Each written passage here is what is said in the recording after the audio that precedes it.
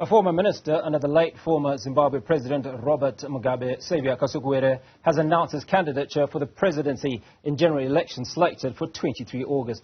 He's been on self-imposed exile in South Africa, dating back to the late former president of the country, Robert Mugabe, was ousted in a military coup. He joins me now in studio. Mr. Kasukuwere, I appreciate you making the time and congratulations on putting your hand up. Thank you very much, Hugo. Now, you've got a crowded field. You've got Emmerson Mnangagwa, you've got Nelson Chamisa representing Triple C, and multiple other candidates that are running for the president of Zimbabwe. What sets you apart? Well, the beauty about competition, it's an open season, we're a democracy. I think I come with the relevant experience. I've been in this system. I served in government as an officer. I became a member of parliament. I've been a political activist. I'm a businessman, and I think I have enough experience to understand how best to help our country get out of the challenges we're facing. I have grown up as a political player in Zimbabwe who has a better understanding than the other guys we're talking about of what we must do from an economic point of view, from a political point of view, to get Zimbabwe back on the rails. Well, I suppose the question is, what is it that you're going to do now that you couldn't do when you were in office? Because you were a former cabinet minister in President Mugabe's government for many, many years, and there seems to be very little to show for that. Well, when you're a minister and the president, these are two different stations. So what I did when I was Minister of Youth, when I was Minister of Environment, when I was Minister of Local Government, I succeeded in those portfolios. But I see that there is greater scope of doing much more for Zimbabwe, and that can be done if you take the commanding heights of the leadership of the country. Do you think you have the right track record, you have the right credibility to do this? Because not wanting to paint any politician with the same brush, but there was hope that when President Mnangagwa took over, that Zimbabwe would see the light of day. According to many sources and what is evident, that has not happened. How are you any different? You were under the same administration of Robert Mugabe for many, many years. Well, there is a world of difference between the person called Africa Kasukuwere and Mnangagwa. I'm sure you can tell that there is a world of difference. I come with a very clear agenda, higher levels, a deep appreciation of what the people of Zimbabwe must do. Yes, we served under President Mugabe. He had been there longer, and I don't understand why he failed, because he should have been able to learn a lot over the 50 years that he was President Mugabe. But you were in office. Were you not advising him? Because one would assume that if you're a cabinet, you're a political commissar, so you were a high-profile individual. You were an individual who was in his circle, right? And it's surprising that you say now that you don't understand why he failed, but you were walking... I'm talking about Mnangagwa. You said when you compare yourself to Mnangagwa, what will you do differently? And I've said there is a huge difference. There is a huge gap when you compare my attributes and those of Mnangagwa. I was obviously talking about credibility and the fact that you worked with President Mugabe very closely. Well, I have a lot of credibility, obviously. I don't know what type of credibility you require. More than having been a successful minister who executed my responsibilities, I ran the Ministry of Youth, which you are aware of, very successfully. We did a lot of programs for young people in the country. We went into environment. We championed protection of our animals. We did a hell lot of work to bring about order in that sector. We worked to ensure that Zimbabwe again was ratified in terms of the conventions that were required, Minamata Convention, and various other areas that were relevant in the environment space. Climate change. We pushed hard for Zimbabwe to be recognized as a major player in local government. We started new programs, including the building of the current new parliament of Zimbabwe. I spearheaded quite a number of projects that were aimed at even helping in the housing development structure. We wanted also to get rid of the land barons who have become a menace in our country, who are taking funds from the people and abusing society. These are just some areas that we did succeed. But obviously, you don't do it by yourself. This is a collective decision. You have a cabinet and you have a president. But my view going forward is, given a chance, there are key issues that we must deal with. The economy. We've got to reconcile our people. We have to ensure that we reform our institutions. We renew the leadership of the country and rebuild Zimbabwe. These are issues that a serious leader should attend to. Zimbabwe right now requires a redirection. We need a new vision. A vision that looks at the pressing commitments our people are going through. Poverty, unemployment, lack of hope, no basic services, collapsed currency. These are really looking at the people on a daily basis. We are coming in to restore faith in our country. We are coming in to ensure that we inject that strength in Zimbabweans to robustly work in their fields of endeavor. We want to see a Zimbabwe that is back in the Committee of Nations, a Zimbabwe that will, a giant that must awaken. Zimbabwe is a giant. We can't be a laughing stock in this region. I've spent some time in South Africa. I've spent some time in exile, the region. Mr. Kasukuwere, if you allow me to come in. Now, for the last 6 years, last 5 or 6 years, you have not been in the trenches with the people in Zimbabwe, the people that are going through a struggle at the moment. You are potentially many people are not familiar with Xavier Kasukuwere. One of the strengths of ZANU-PF over the last several elections has been their power or their impact in the grassroots structures. How do you see yourself overcoming that, number one? And number two, as a strong presidential candidate should be, the expectation is that you should be on the ground campaigning at this juncture. Yes, I'm on my way, going back home to go and start my campaign, albeit the difficulties that were being placed in our way to participate in the politics of our country. There was a committed decision by the current leadership, by the current president, to block other people from coming to participate. Intimidating others, trying to come up with spurious charges and, innuendos. But we are going to overcome those. We have to join the electoral field. These are elections that must be held every 5 years. I'm not a stranger to the Zimbabwean political system.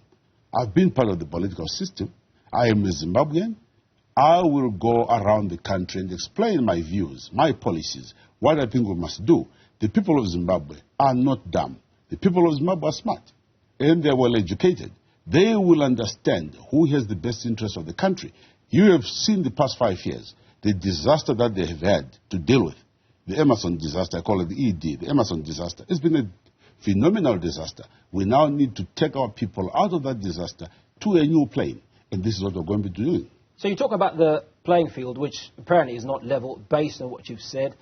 Information that we've received from the media, from Triple C and certainly other parties, is that they have not been able to campaign freely in and across the country. How do you expect to manage that? Or what are the challenges that you expect? Well, we have to campaign. What other option do we have? We are a democracy where change of power is done through the ballot.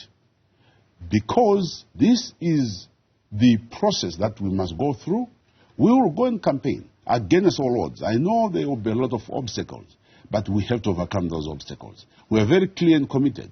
Our campaigners on the ground, the grassroots people working there, the discontentment of our people, we will determine. As Zimbabweans, we will now realize how powerful his vote is. Come the 23rd of August, each person must understand, as they hold that pen, they're deciding their future. We are just awakening our people to that power that they have. Let's give back that responsibility to make a decision to the people of Zimbabwe. And I have no doubt that come 23rd of August, the people will exercise their right to make a choice, an informed choice. So my duty is very simple. Ring it up to the people, tell them, I'm here. This is what I want to do, and you see what they've gone through, and other promises. This is not small business. There will be a lot of pain, but let's go through it because it's necessary. So let's talk about your chances against ZANU-PF. What we've seen in the past is that no independent candidate has done reasonably well as far as the election is concerned without the backing of grassroots and existing political structure. You do not have existing political structure. Is that not a challenge? Is that not a deterrent? Is that not going to be the difference? I'm going to make history. I'll make history. You are saying history has seen in the past. History will record that a guy who came, a comeback kid, came in, defeated them, and took the mantle. So what is it that you have that the other candidates have not had? Well, I have the support. I have the people behind me. Which people? Because what we know right now is that we have Zimbabweans who are suffering. We have the people who are sick and tired of what's happening. Sense of entitlement, corruption, daylight robbery. How do you live with a leadership which steals in broad daylight, where you can see somebody spending $250 million to defend the seat of the presidency, when that same person is not investing in health, in education, in things that change the lives of our people? Who can vote for somebody when the pensioner today is taking home $20, well, Mr. $15? Kasukuwere, with all due respect, let's go back to the last 43 years and multiple elections where 1998, 2008, the Zimbabwe economy imploded and ZANU-PF still won, apart from the one election that went in a runoff and resulted in a coalition, in a government of national unity. Unless you're suggesting that those elections were stolen. Because it was the same instance where people were struggling and suffering, yet ZANU-PF was still emerging victorious. We were campaigning. The generation you're talking about, the Mzembis of this world, Kasukuweres and many others, were the campaigners of ZANU-PF. And the elections you're talking about, there is a whole political background that would inform you why people voted for ZANU-PF in 2008. The land question. There was the land question, which was very important. It was part of the unfinished business of our liberation struggle. It had to be completed one way or the other. So today, we go in, but we are also informed by lessons of the GNU we formed, that this perhaps was the best thing that happened after the challenges of 2009. And 2009, we formed the GNU. We worked hard with the other colleagues from the opposition, and the country started rising. So you're suggesting that this might be your approach going into this is my approach. That's why I'm coming as independent. We need to stop this toxicity. The binary nature of our politics has not assisted our people. We have now made politics a currency. We want the hard work to be the currency. We want love to be the currency. We want that ingenuity of our people, meritocracy, to come in. We are going to form a government, Hugo, which will be composed of some of the key people who were within the GNU, who are outside the industry, so that we bring about a Zimbabwe focusing on the economy, not a Zimbabwe which has become a chatbox of politics. We are sick and tired of the noises. We are sick and tired of these accusations and insults. We want to focus on an economy. And I'm going to be bringing people who I know are capable, who Zimbabweans will agree with me, can add value to our society. These are the people who will draw from the MDCs, from ZANU-PF, those in the independent movements, and those even outside. Let's bring them together and focus on building Zimbabwe. So if you split Zimbabwe's electorate down the middle, if you split it anyhow, at the moment it would appear to be the yellow of Triple C and the red-green and yellow of ZANU-PF. Are you in conversation with Triple C at the moment?